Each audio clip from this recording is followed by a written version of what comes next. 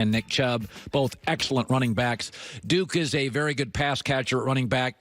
Number 2 running back, in my opinion. Maybe he is a number 1. Feels like a 2 to me, but a very, very good 2 or a decent 1. Houston needed a running back. Lamar Miller, I believe, is in the last year of his contract. I like what Houston did. I like what Cleveland did. Now, Cleveland now has 9 draft picks in next year's NFL draft. They're accumulating draft picks. That's not a bad thing. You can pick them. On Fox. Every Saturday at 11, it's the all-new Big Noon Kick.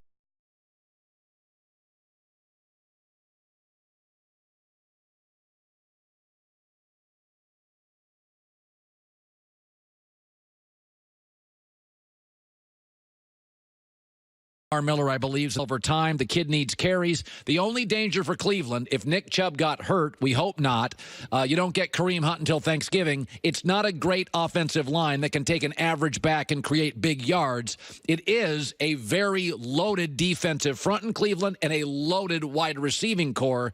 Their running backs now until November, not as deep, but I thought it was a good move for Cleveland. I thought it was an essential move for the Houston Texans, a team I think won the division last year and could be in that 11-12 win category this year. Go sign Trent Williams, Texans, a left tackle, because that position concerns me with Deshaun Watson's injury history. And with that, Chris Haynes, Yahoo Sports senior NBA insider, sat down recently with Kevin Durant. He's on our phone right No. Once I knew, he was going to grant the interview, I knew he was going to talk. He hasn't spoken in 2 months.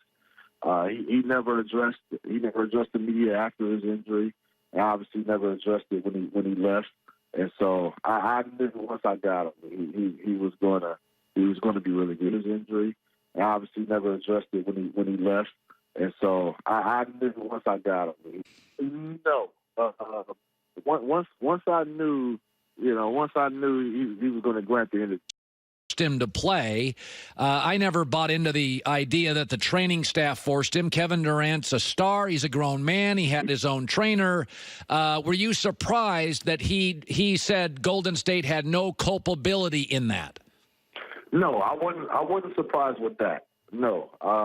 The part that shocked me, well, just to elaborate on that, no, I wasn't surprised. He said that returning for Game 5 was always the plan. That was what he targeted, and he was going to come back on the Game 5 regardless of the circumstances, as long as the Warriors were still alive. And so the part I was surprised about was, he said that if he left the Warriors, the team that he was always thinking about was the Nets.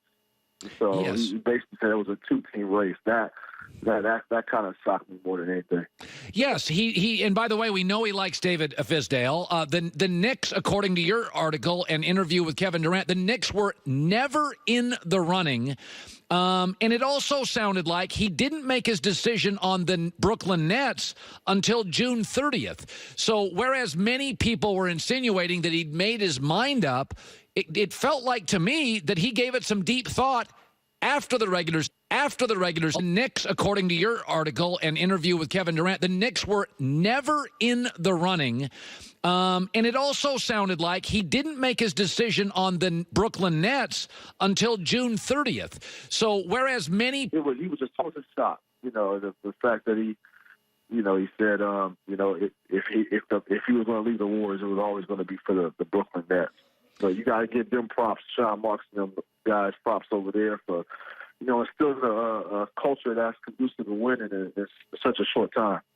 By the way, I was guilty of this. I thought when Draymond called him out last year publicly and called him a name that felt very personal to me, that he and Draymond may have had some simmering, not public, but simmering resentment.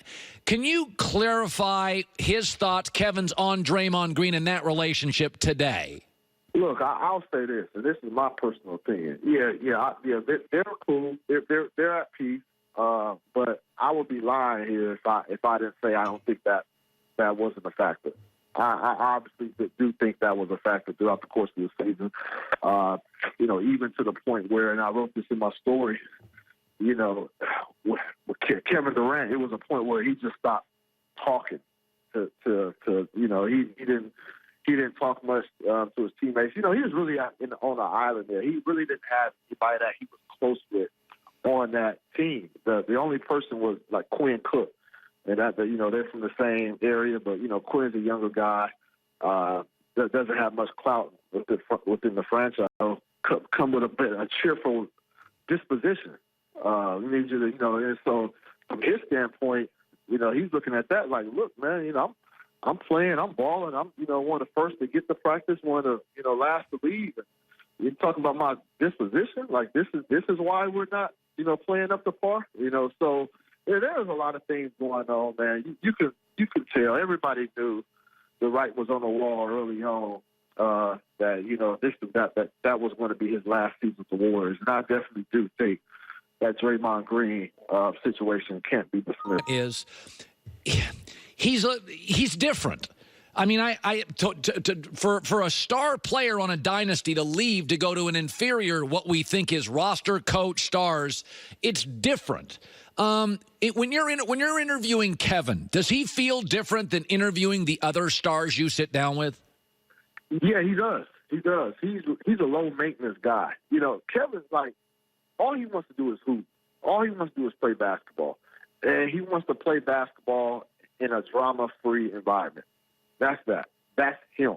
He hates like stories about, especially during the regular season. He can't stand stories about, free agency talk. What's going to go on, in July when we're in December and January. He can't stand that. He's a pure basketball player. Like, he's not, LeBron, has his antennas in a whole bunch of different things. KD, he's a hooper. And, that's why you knew. That's how you knew that, with all the stuff that was going on, you just knew, like, this was it. He's not coming back. Yeah. And that's why the Warriors are such in a desperate state last season and trying to do what they could to appease him. But, a lot of damage was already done. A lot of damage was already done. Yeah. Chris Haynes, Yahoo Sports. Good stuff, Chris. Congrats on the article. Fascinating look at Kevin Durant and his decision. Thank you. Thanks, Colin. Take care, my guy. For the record, the Knicks were never, ever, ever